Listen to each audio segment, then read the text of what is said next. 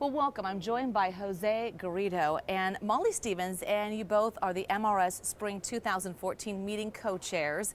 Thank you so much for talking with me today. A wonderful 2014 meeting and so many things to talk about. Primarily the technical sessions seem to be the heart of the meeting. Molly, why don't you focus on that and tell me some of the things from this week? Well, as usual at Spring MRS, there's been absolutely tons going on. It's obviously a huge meeting.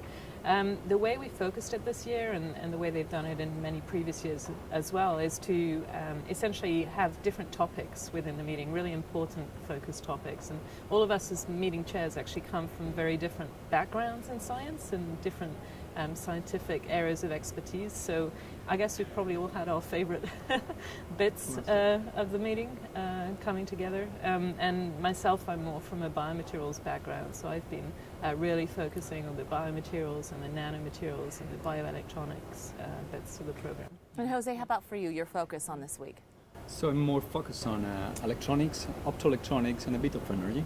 Yeah. So we have seen the last week, compared to previous years, and we have seen is that the energy cluster is growing very much. Mm-hmm. So we have a large number of submissions in this cluster. And obviously energy is going to be very important for materials research. So we believe that materials can play a big role in tackling the new challenges for energy. When we talk about submissions and tutorials, you must have had hundreds to pick from. So how does that process work?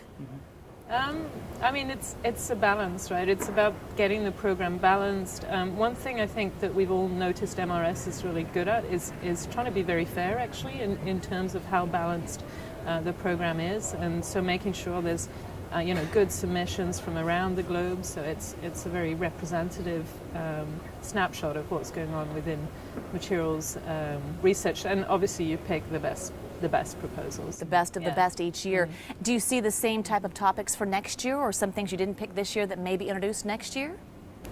Well, topics have been changing obviously from year to year, but it's also we see a trend which, as we said, typically we have clusters now in energy, nanomaterials, electronics, optoelectronics, and we are seeing more and more on the theory and characterization, so developing new tools to look at the materials with the new eyes. So that seems to be also very important for the coming years. One thing I've noticed a lot as well, and it's also got to do with how we've geographically located the different clusters, is that people don't just necessarily stick to one cluster, right? So you'll have people in bio and nipping back and forth to nano, and soft materials people in there as well, and I think that's really, really nice in terms of getting a broader learning of what's going on. That's kind of the goal of the symposium, correct? Yeah. Correct. This is one of the goals, and I think that one of the very special things of MRS meetings, that it is not very specific to one single topic,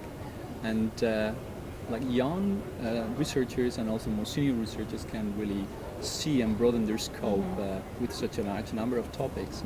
Well, it's clear attendees will walk away with a wealth of knowledge. I thank you both, J.Garrido and M.Stevens. Thank you so much for talking with me. Thank you. Thanks.